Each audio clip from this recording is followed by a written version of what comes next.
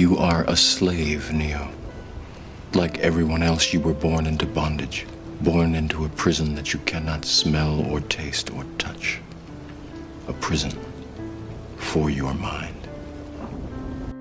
Human beings are slaves.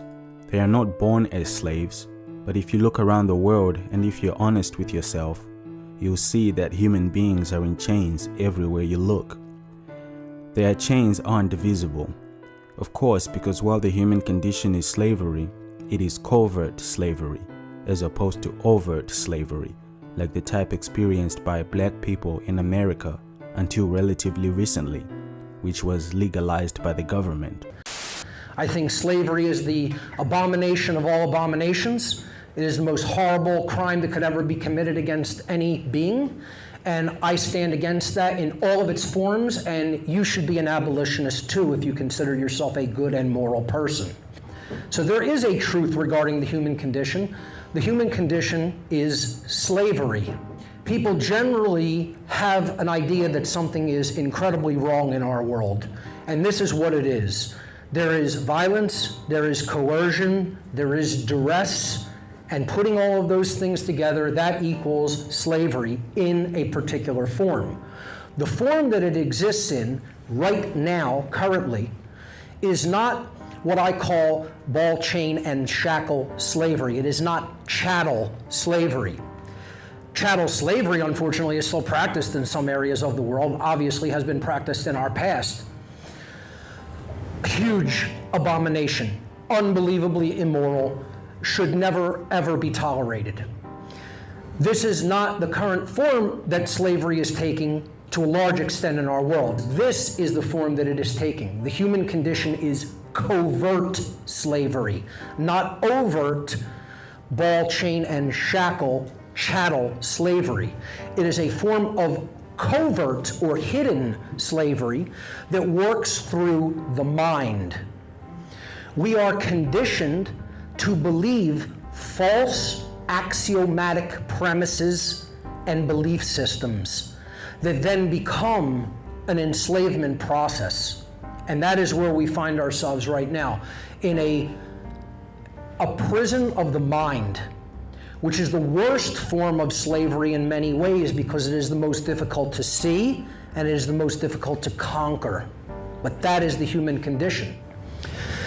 The form of slavery that we are experiencing is called government. Government is a covert form of slavery built upon a false axiom. An axiom is a fundamental belief system that is held very, very, very deeply in the mind. It is rooted. It has deep roots in the mind. It has deep roots in the emotions and in the psyche of people who believe in this belief system. The belief system or axiomatic premise that all forms of government throughout all of human history is based upon is the belief in authority. Government is authority. It is not suggestion. It is telling people that you must comply, you must obey. You must turn over whatever resources we tell you must turn over. You must cease and desist in enacting rights if we tell you you may not enact them. And we saw this all through the COVID nonsense, that we all just went through.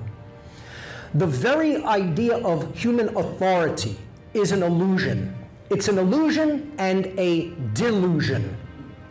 For one to believe in it, they must be delusional and willing to believe in that which is not real. Authority is a claim and a false one at that. It is an illusion of a diseased psyche. It is a form of mental illness, the belief in authority. It is based entirely in violence. That's the only thing that backs up the claim of authority is violence. And it is built upon the erroneous, dogmatic, religious belief. Authority is a false religion. Make no mistake about it. And the religious belief is that some people are masters who have the moral right to issue commands, while other people are their slaves who have a moral obligation to obey their master's commands. These are called, of course, laws. The concept of authority is actually the most dangerous religion that has ever existed upon the face of the earth. And it has temples, rituals, symbols, just like any other cultural religion. This is a new, covert religion. People don't think of it as religion, yet that's exactly what authority and government are. They are diseased religious belief systems that must be purged from the mind as the mental, psychological, and spiritual viruses that they actually are. Osho once said, "I do not have any respect for any politician in the world. I have much more respect for beggars on the street. They are the real humanity. Politics and religion are the two most ugliest developments, the greatest diseases that have happened to poor humanity. I would like you to be your own government, conscious and alert, so there is no need for any government. And I would like you to be your own self in immediate and direct contact with existence, so there is no need for any pope or any imam. If these two businesses, which are almost like cancer growths, can be destroyed, humanity can be saved. And if they cannot be destroyed, then they are going to destroy humanity." My question, see, we could analyze this in a myriad of different forms, right? We could look at taxation, the confiscation by force, by duress, of the fruit of the labor of another. And people have analyzed that. Well, what percentage of it is not slavery? If 100% confiscation of human labor is slavery, can we reduce it to 95 and it no longer be slavery? Can we reduce it to 50% and it's not slavery anymore magically? No, only 0 would not be slavery anymore, okay? We can analyze it from a perspective of, prohibition against substances you can put in your body. Well, if you don't have bodily autonomy to put into it what you wish or to not have put into it what you don't want in it, then your body belongs to another. This should be simple common sense. Unfortunately, most people don't see it that way, and those who don't are incorrect. We can look at licensure and a host of other things, but common sense really dictates that we only ask one true question. Has the very concept of authority ever been a moral concept? Has it ever been actually backed or based in morality? This is the old variant of authority, okay? You have a hierarchical and compartmentalized structure with a king at the top. This was called, in the ancient world, kingship or royalty. It is authority vested in one being that considers themselves the sovereign, the ruler, the master. This was called the Old World Order, because the Old World Order was ruled by this form of authority. It was overt. Everybody knew who the king was. Everybody knew that if you crossed the king's demands or laws or wishes, the henchmen of the king came after you and killed you, or did brutal violence unto you. So this is the Old World Order. Eventually, people tired of living under kings and queens and experiencing their violence directly and overtly. So this is the new form of authority. It's the same structure, except at the top, instead of one being, there's an oligarchical few. So nothing has changed. The only thing that is different is that the quote-unquote authority has been divested into a few beings instead of vested in one. This is called government, of course. This is authority vested in few, or an oligarchy, a few rulers. This is the New World Order. But you see, the new religion is exactly the same as the old religion. Nothing has changed except the name, and it has been euphemized to appear as something different when in fact it is the same form of violence. This has never been moral.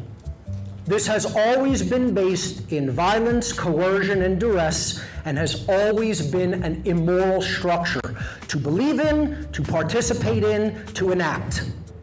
Anybody that has taken part in that structure willfully is an immoral being. They are a bad person. It doesn't matter whether they're participating in overt slavery and control or covert slavery and control. You cannot be moral while believing in that system. It is an impossibility in nature, regardless of what one thinks in their own mind or how they justify those belief systems. The very idea of somebody governing somebody else is inhuman.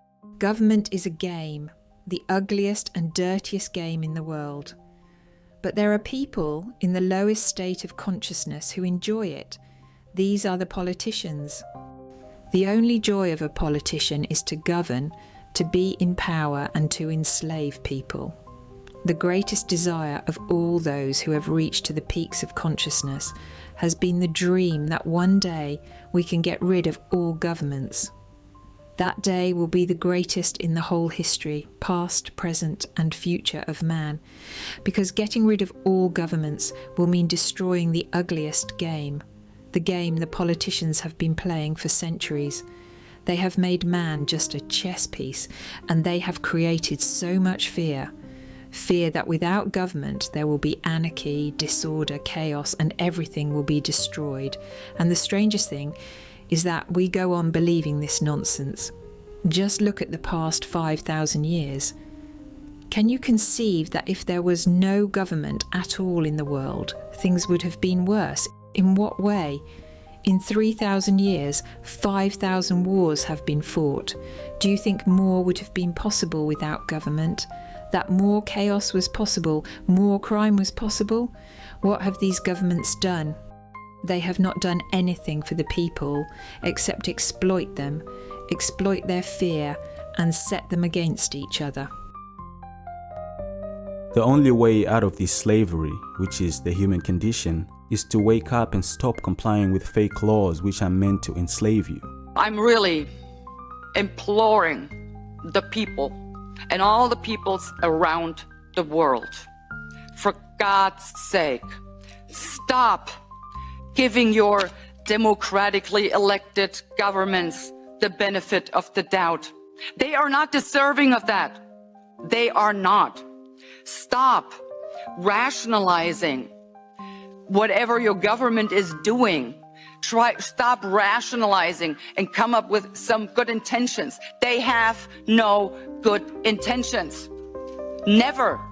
As I said before, in the entire history of mankind, there has never been a political elite concerned about the well-being of regular people. And it isn't any different now. Why should it?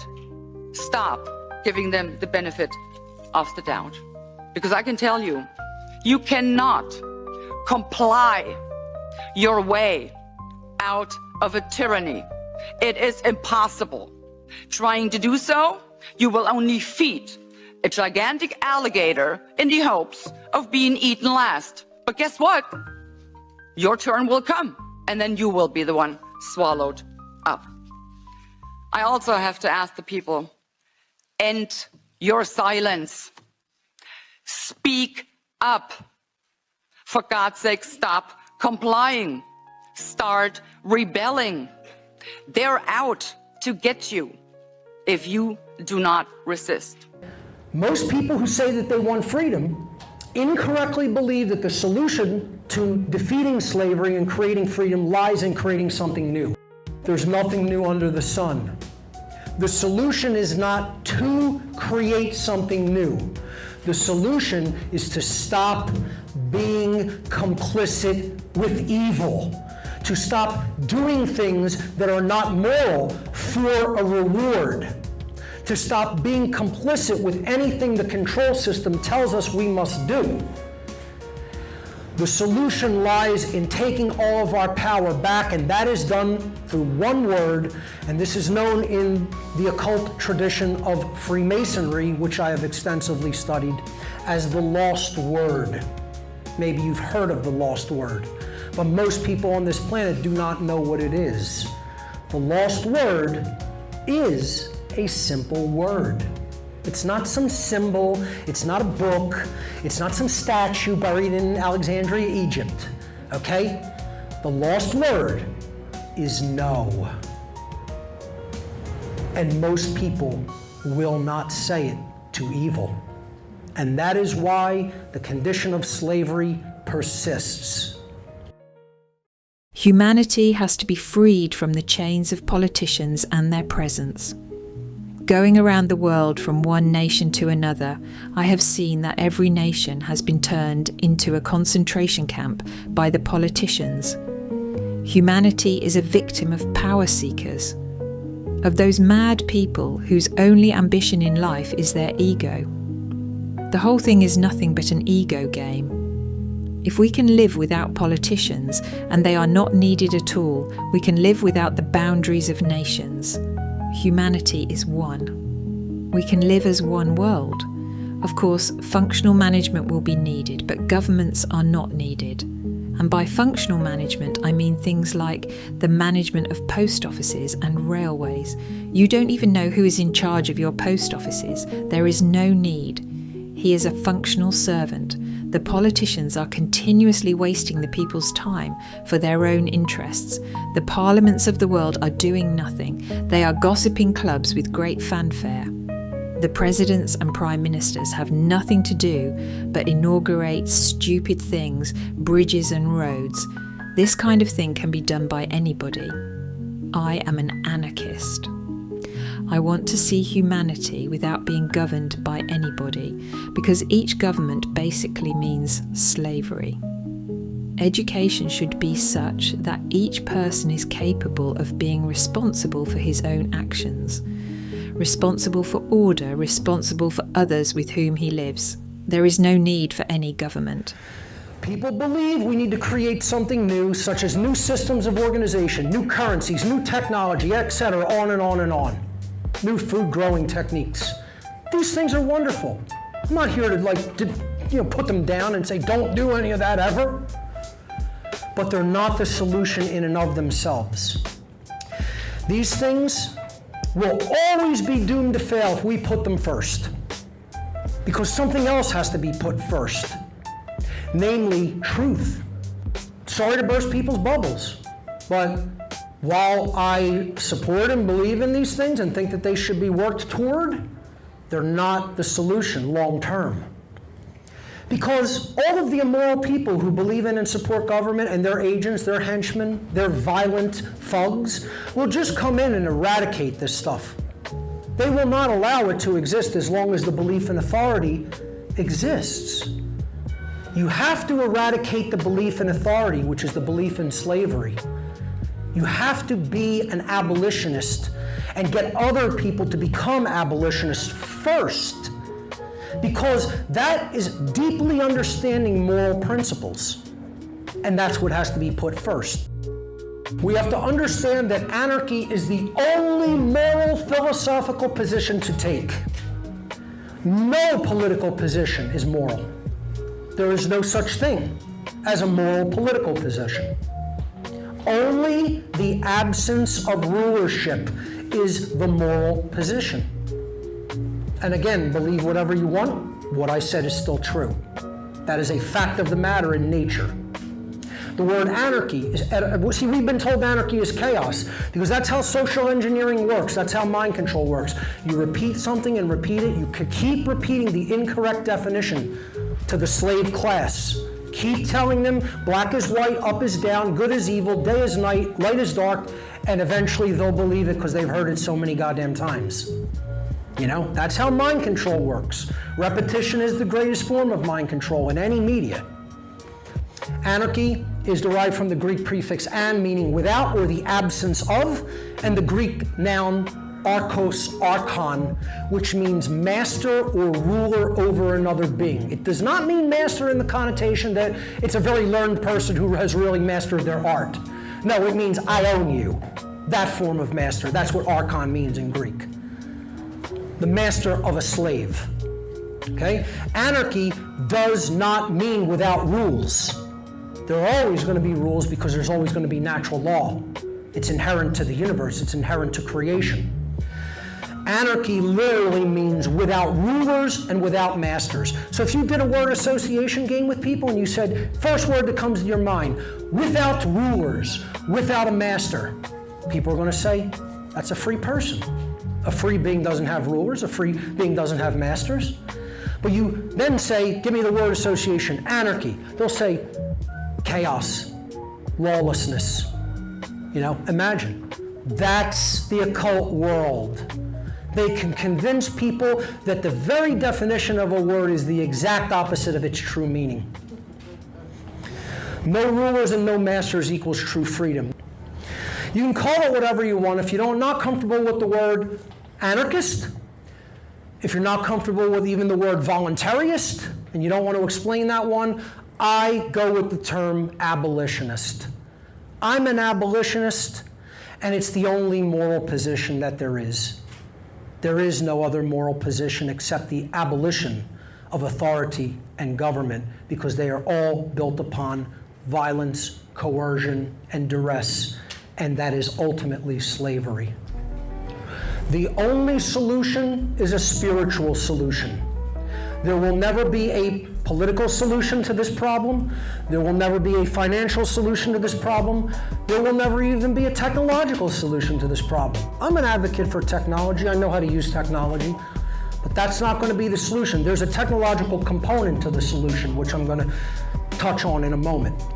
There is no political, financial, or technological solution to human slavery. We must become truly enlightened regarding objective morality and natural law first, put those principles first, advocate for the only moral position, which is abolition of government, and then teach that to others publicly to make it common sense all around the world. Enacting the solution I refer to as doing the one great work. This is the magnum opus of the occult, or the great work. The great work is setting aside our selfish intentions for ourselves and doing the work of moral education for others once we have learned it, once we have learned true morality. Your morality is not real. It is imposed out of fear or out of greed. A true morality arises only in a meditator's consciousness. It is not something imported from the outside. It is something arising in your very being. It is spontaneous. And when morality is spontaneous, it is a joy. It is simply sharing your compassion and love.